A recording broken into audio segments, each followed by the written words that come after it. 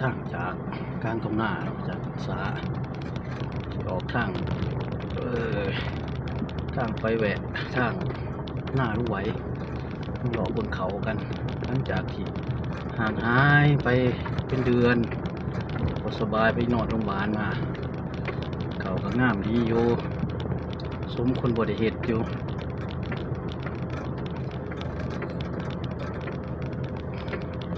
ก็ดีใจนำหนองสาวหนองเคยอยู่เพื่อนดูแล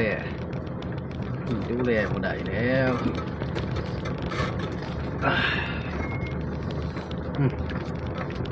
เขาทาย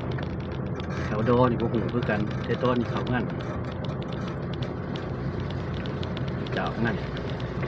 สิดีๆพี่พ้นฮักกระเซ้าวังหมู่ว่าหรือสิเป็นเอง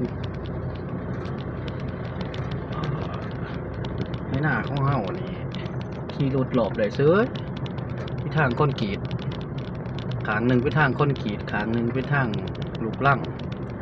เมื่อทางพีภาษาทางก้อนกีดมันสิไปปูทางออกทางปากแสงแต่ว่าบ่ถึงปากแสงหอดหน้าหน้าอบต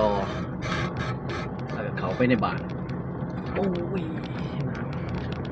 ก็ต้องห่วงว่าพี่นี่ว่าน้ำสิบ่มีมันก็เริ่มทอบยมเล็กๆน้อยๆถามว่าผู้อื่นนะเขาเกี่ยวแล้วทางนี้กระถอบเนี่ยเลี้ยวซ้ายนี่ก็เป็นปะนูสายแยกต้นแต่ว่ามันเกี่ยวบ่ได้มันเป็นห้องสงสัยมันกาดแต่หึงละนี่เริ่มต้นจากทาง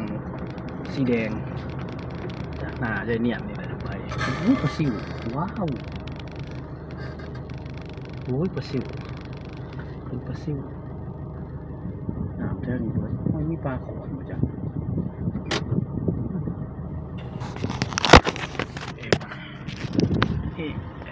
จะมีปลาขอนอยู่เบิ่งจากท่าทางแล้ว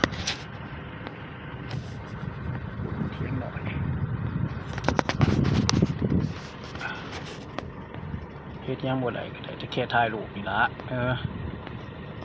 พอได้เบิ่งว่าเทื่อหนึ่งเจ้าของได้เคยมาเฮ็ดแถวนี้อยู่